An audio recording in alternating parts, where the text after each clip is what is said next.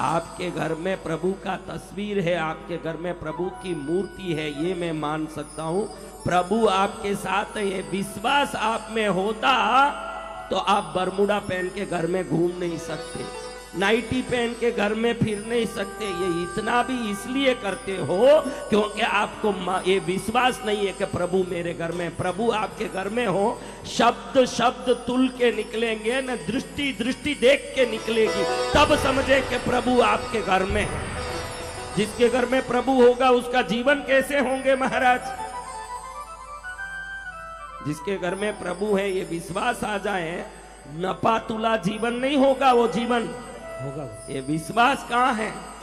आज की आपकी दिनचर्या देखो कैसी है, मालूम पड़ जाए कि प्रभु है, कितना विश्वास है उसका। मुझे तो नहीं लगता कि विश्वास है। हर क्षण प्रभु मेरे साथ है, ये विश्वास आएगा। विश्वास से अहंकार नहीं आएगा, संस्कार आएगा। जिसमें संस्कार आ गया तो समझना प्रभु मेरे साथ है, ये विश्वास है। वो विश्वास संस्कारियों में होता है। संस्कार प्रभु के विश्वास से होता है, अहंकार नहीं। हाँ, मेरे साथ प्रभु है, वो अहंकार नहीं है, वो आने के बाद संस्कार आता है। विश्वास आना जरूरी है। एक आदमी बड़ा दुखी था, किसी भी काम को करो, किसी भी मेहनत को करो, मेहनत में सदा सफल होता था, बड़ा परेशान।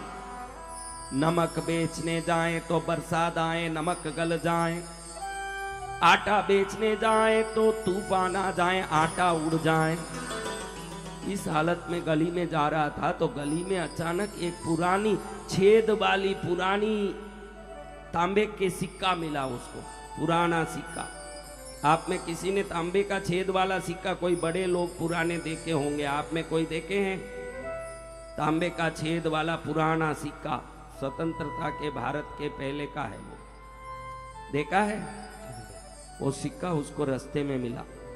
जैसे ही सिक्का हाथ में पकड़ा, इसको अचानक अंदर से आवाज आई। मेरी नानी कहती थी कि अगर किसी को गली में बिन बोले बिन दिए कोई छेद वाला तांबे का सिक्का मिल जाए, उसी दिन से उसका बारह न्यारा हो जाता है।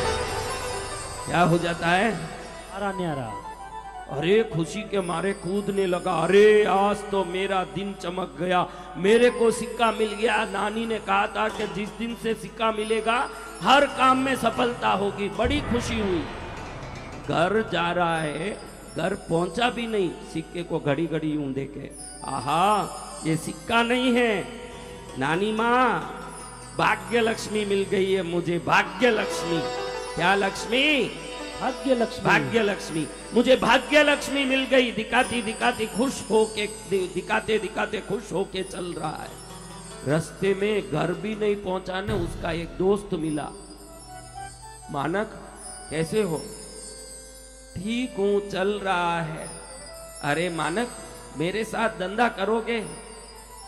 मैं कहां धंधा करूं, मेरे पास इतना फाइनेंस नहीं है। अरे किसने बोला फाइनेंस लगाने? जो सामने दोस्त खड़ा था, ये घर भी नहीं पहुंचा, वो बोलता है कि मैं पूरा पैसा लगाता हूं, तुम मेरे साथ धंधा करो और तुमको मैं 40% नफे में भागीदारी दूंगा। इसके मन में आ गया कि बारे भाग्य लक्ष्मी सिक्का तेरे हाथ में आते ही मैं कंगाल जैसे टटोल रहा था ना, अचानक देखो मेरे हाथ में लक्ष्मी आ गई, आज से ही धंधा चमकेगा मेरा। जय जय गुरुदेव। अगले दिन से धंधा शुरू। अब इसके मन में ये कि आया कि सिक्का आने से धंधा शुरू होगा, इसको कभी नहीं छोड़ूंगा। उस सिक्के को एक कपड़े की थैली में डाल के सिला लिया अपनी पत्नी से, छोटा सा पैकेट जैसे बना लिया, अपने जेब में ही डाल के घूमता है। अब देखो सिक्के का प्रभाव, एक धंधा दो धंधा हो गया, दो धंधा चार धंधा हो गया। सब लोग जिसको मानू मानू कहते थे गरीब होने से, अब हर आदमी इसको मानक चंद सेठ बोल के हाथ जोड़ के बोलता है। क्या बोलता है? मानक चंद जी सेठ। पैसों नहीं तो पत्नी भी पति ने नहीं चावे रे। थोड़ा साउंड कम करना इंस्ट्रूमेंट का। पैसा नहीं तो पत्नी भी पति ने नहीं चावे रे। पैसा हो तो पत्नी भी बोलती है सेठ जी जल्दी जिम लिया करो, टाइम पर खा लिया करो, शरीर बिगड़ता है। पैसों प्यारो रे दुनिया में लगे मोहन गारो रे, के पैसों प्यारो रे, ओ पैसो प्यारो रागे दुनिया में मोहन गारो रे, ए पैसो प्यारो रे। पैसों खातिर परमेश्वर रोजो सो गन खावे रे, पैसों खातिर परमेश्वर सो गन खावे रे। पैसों नहीं तो पत्नी भी पति ने नहीं चाहे रे, के पैसों प्यारो रे, पैसों नहीं तो पत्नी भी पति ने नहीं चाहे रे, के पैसों प्यारो रे।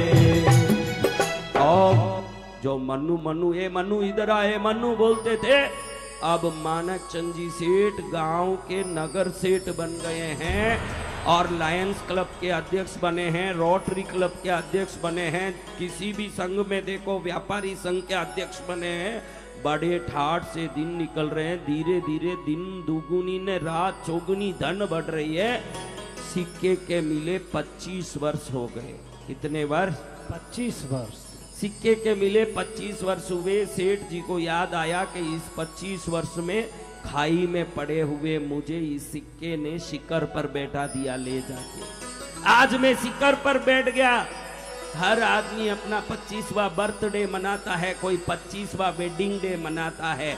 मैं भी पूरी दुनिया को बुला के, अपने रिश्ते नाते संपर्कों को बुला के 25वां सिक्के का मिला हुआ वर्ष का उत्सव मनाऊंगा। ये सिक्का मिला तभी तो सब मिला। ये सिक्का नहीं होता तो क्या होता? कुछ भी नहीं। तुरंत आमंत्रण कार्ड छपवाई। आप सब सपरिवार सेठ मानक चंद सेठ के घर में जो भोज प्रीति भोज रखा है, समस्त परिवार इष्ट मित्र बंधुओं के साथ आमंत्रित है। बड़ी ठाठ से सजावट हुई, बड़े धूम से सजावट हुई। जोधपुर से कचौरी जलेबी बनाने वाला, मालवा से बाटी दाल बनाने वाला, तमिलनाडु से मेदू बड़ा इडली बनाने वाला, हर क्षेत्र के उस क्षेत्र के निपुण आ रहे हैं। सेठ साहब के घर में रसोई का जो शुरुआत का सुगंध है, 25 गली दूर तक केसर और इलायची की सुगंध, घी का सुगंध कहीं पहुंच रहा है। बड़े बड़े संपर्क हैं, बड़े बड़े रिश्ते हैं, सब आने लगे। Rolls Royce, Mercedes Benz, Fortuner, छोटी मोटी गाड़ी की तो कोई काम, छोटी मोटी गाड़ी की तो कोई काम ही नहीं है। बड़े बड़े रोल्स रॉयस न बड़े बड़े बेंज कार आ रहे हैं। सबको इकट्ठा किया। उस आमंत्रण पत्रिका में लिखा नहीं है कि किस कारण से उत्सव है, इतना ही लिखा है कि आप सबको आना है, प्रीति भोज है। सब भोजन करते एक दूसरे खुशफुश कर रहे हैं। अरे सेठ जी ने बुलाया किस लिए? सेठ जी की बेटी की शादी का सगाई तो है नहीं, बेटे की सगाई तो है नहीं, कोई विशेष काम तो है नहीं, किस लिए बुलाया सेठ ने? सेठ ने सोचा कि सस्पेंस से बताऊंगा सबको कि किस लिए बुलाया है। मंच सजा हुआ है, सेठ जी खड़े हुए।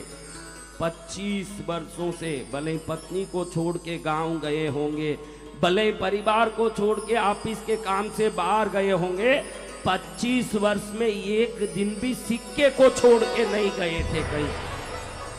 किसको छोड़ के? सिक्के को। अब वो चाहते हैं कि आज मैं उद्घोषित करूं कि ये सिक्के की महिमा क्या है सबके सामने। ये सिक्का मेरा भाग्य लक्ष्मी है, इसलिए सिक्के को बता के सबको कह दूं कि इसके पुण्य प्रताप से मेरे जीवन में बहुत कुछ हुआ। जैसे ही ये सिक्के में हाथ लगाए, इनको आया कि आज ये पाकिट को खोलूंगा, इसके अंदर से सिक्का निकालूंगा, सबको दिखाऊंगा कि देखो छेद वाले तांबे की सिक्के की कितनी शक्ति है, उसके मिलने के बाद मैं कितना आगे पहुंच गया। जैसे ही वो कैंची लेके उस पाकिट को काटने लगे, पत्नी दौड़ी दौड़ी आई, कहती है सेठ साहब इसको मत खोलिए, मत खोलिए। अरे सरला, इसके पीछे तो आज इस दुनिया में वैभवशाली बना हूं, आज इसको धन्यवाद देना है, मुझे इस सिक्के को धन्यवाद देना है, इसके कारण मैं उत्तरोत्तर वृद्धि किया हूं, इसको धन्यवाद देना। सबको दिखाऊंगा कि एक सिक्के ने मेरे जीवन में क्या क्या चमत्कार किया। पत्नी कहती है रहन दो सेठ जी, निकालते समय कहीं नीचे ऊंचे गिर गया तो मुश्किल पड़ेगा, अच्छे दिन में अपशकुन हो जाएगा, पैकेट में ही रहन दो, इसको काटो मत, आप अंदर ही रहन दो। नहीं सरला, आज मेरा मन कर रहा है कि इस सिक्के को दिखा के ही रहूंगा, किसी को भी, सबको दिखाऊंगा मैं आज। पत्नी के हाथ पकड़ के मना करने पर भी जबरदस्ती पैकेट काट दिया।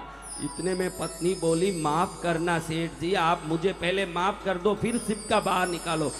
क्या बोल रही है सरला? जिस दिन 25 साल पहले ये सिक्का लेके आप आए थे और मुझे कहा कि ये कपड़े में डाल के पैकेट बना के सील के मुझे दे दे, मैं ऐसे उस सिक्के को देख रही थी ना, वो सिक्का कहीं खड्डे में गिर गया और मैं बहुत ढूंढी, सिक्का मिला नहीं। मुझे बड़ा परेशानी हुआ कि भाई अभी सिक्का नहीं मिला, बोलूं तो आप बहुत नाराज हो जाओगे, क्योंकि आप बहुत ही उत्साह से सिक्का लेके आए थे। तो मेरे मन में घबराहट हुआ कि कहीं आप डांट ना लो, इसलिए मैंने एक चवन्नी अंदर डाल के सी दिया था ये पैकेट में, इसमें कोई सिक्का नहीं है सेठ जी, सिक्का काम नहीं कर रहा है, आपका विश्वास काम कर रहा है सेठ जी। जय जय गुरुदेव। कभी राम बन के कभी श्याम बन के चले आना प्रभु जी, चले आना, कभी राम बन के कभी आना, कभी राम बन के।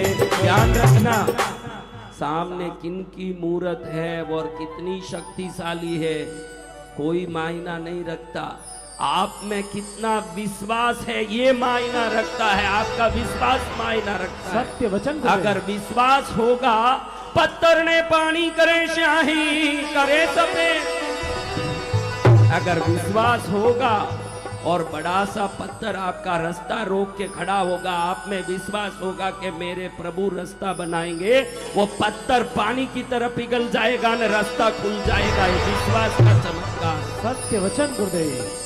उसके लिए विश्वास होना, विश्वास होगा सब कुछ होगा। पत्थर ने पानी करे स्याही करे सफेद, रंग ने राजा करे भाव रखे नहीं भेद।